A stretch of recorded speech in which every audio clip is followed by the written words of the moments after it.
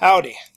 In this video we're going to talk about exponential functions, and let's start with the definition. An exponential function is a function in the form of f of x equals a to the x, where a is some number greater than 0 but not equal to 1.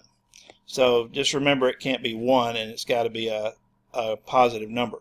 The domain of the function is all real numbers, so remember the domain of your exponential functions is all real numbers. Here are three examples of exponential functions: 5 to the x, 1.3 to the x, 3/4 to the x. So each of these, the base, which is a, is a number greater than 0 that doesn't equal 1. Now there are other types of exponential functions that are in the family, like here you have 100 times 5 to the 2 minus 3t, where t is the independent variable. And then here you have 500 times 1 plus 0.05 over 4 raised to the 4t. Again, t would be the independent variable. But these are in the family of exponential functions. But when we start talking about exponential functions in the beginning, we just stick with these functions where you just have a base raised to a variable power. Okay, so we generally start you out, make sure you know your exponent rules, by the way, but we generally start you out with just a simple exponential function. Like we might just have you graph a function like 2 to the x, and since the domain of this function 2 to the x is all real numbers, then we know we can plug in, negative values, so we'll just plug in a -2, a -1, a 0, a 1, or 2. Now, the function is defined for all real numbers, so obviously you could plug in weird numbers like -1.7 or positive 2.5 or something like that, but we're going to just stick with these numbers because we actually can evaluate these. Now, if you evaluate this function at -2, and I'll let you do this on your own. If you take 2 and raise it to -2, that would be the same as having 1 over 2 raised to the positive 2. So did you hear that? 1 over 2 to the positive 2. So 1 over 2 squared would be 1/4. And then if you raise 2 to the -1, that would be 1 over 2 to the positive 1, which would be 1 over 2. Now, these others are pretty easy. I think you know 2 to the 0 is going to equal 1. 2 to the first power is 2, 2 to the second power is 4. Now what's interesting about these exponential functions, they start out, rather small, but as x increases they become rather large. So for example here, when x is 2, you're not going to get a very large number, but if x was 22, then this number would be humongous. So anyway, you can plug 22 in there and see, but if you raise 2 to the 22 power, you're going to get a very, very large number. Alright, so anyway, let's plot these 5 points. So if you just get some graph paper and find the point -2 and 1/4 for the y value, that would be, right here on my grid. And then when x is -1, y would be 1/2, so that would be this point on my grid. And when x is 0, y would be 1, so that would be here on my grid. Then when x is 1, y would be 2, so that would be here on my grid. Now if you want to plot the last point, it's kind of off my graph, but when x is 2, the y value would be right up here somewhere. So anyway, if you plot those 5 points and then play connect the dots, you'll get a graph that looks like this. Now, if you graph a fraction, exponential function where the base is a fraction that's between 0 and 1, then the graph actually does something different. You might notice that this graph here is increasing, and that's true when you have a base. When you have your base that's greater than 1, the graph of the exponential function is going to be an increasing function. But when the base is less than 1, like 1/4, it's actually a decreasing function. So I probably need to show you this. If you raise this function to -2, well, if you plug -2 in, 1/4 to the -2 power is actually the same as the reciprocal of that number, which would be 4 to the positive 2. So that would be 16. And then similarly, 1/4 raised to the -1 power that would be the reciprocal of 1/4, 4 raised to the positive 1 power. So that would be 4. And then I think the others you can do on your own. But if x is -2, the y value is 16. If x is -1, the y value would be 4. If x is 0, you know that any number raised to the 0 power is 1, except for 0, of course. If 1/4, if x is 1, 1/4 to the first power is a fourth. If x is 2, 1/4 squared would be 1/16. So now, some of these points actually fall outside the range of my grid here. So I'm just going to pick these three in the middle to plot the graph. So when x is -1, the y value is 4. When x is 0, the y value is 1.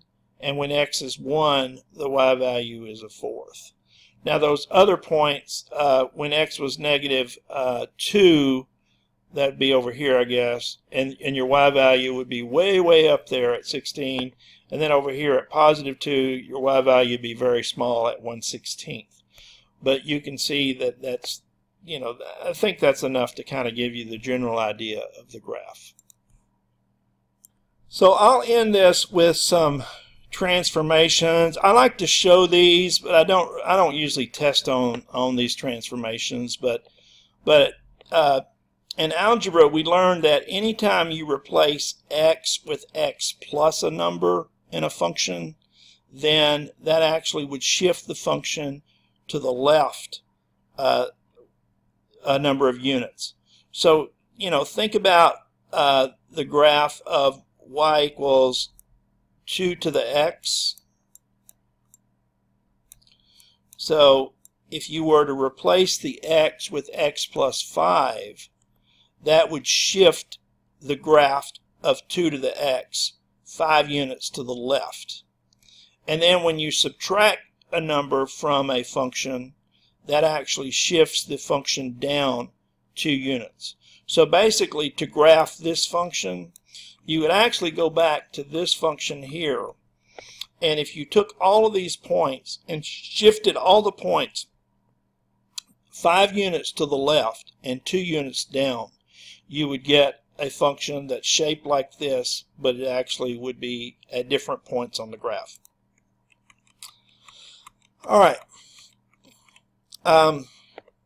This one is based on the graph of y equal 1/4 to the x. Now, if you replace x with -x, that actually reflects the graph about the y-axis. So what that would do, by replacing x with -x, instead of giving you a graph that looks like this, you'd have a graph that maybe looks like that. Sorry, I missed this point. Should have gone through that point. But it looks something like that. All right. In other words, it just reflects the graph about the y-axis. So we know to graph this, we're going to have to take this function and reflect it about the y-axis. And then this, when you multiply a function by -1, it reflects it about the x-axis. So now, not only do I have to, reflect it about the y-axis, but then I have to reflect that about the x-axis, and that would give me something down here. So I take this, take the function, reflect about the y-axis, and it looks like that. Then take this, reflect about the x-axis, it looks like that. And then the 5 just shifts it up 5 units. So then I would just take this graph and then move it up 5 units, and that would give me the new graph. And then lastly, if you multiply a function by a constant, so basically this is 2 to the x, so the graph of that would actually be this function, but since I'm multiplying it by, what was it, 5? So since I'm multiplying that function by 5, that's actually going to vertically stretch the function. So let's see if I can show you here. So instead of, at -2, instead of 1/4, I'd actually get 5/4, which would be like maybe right in here somewhere.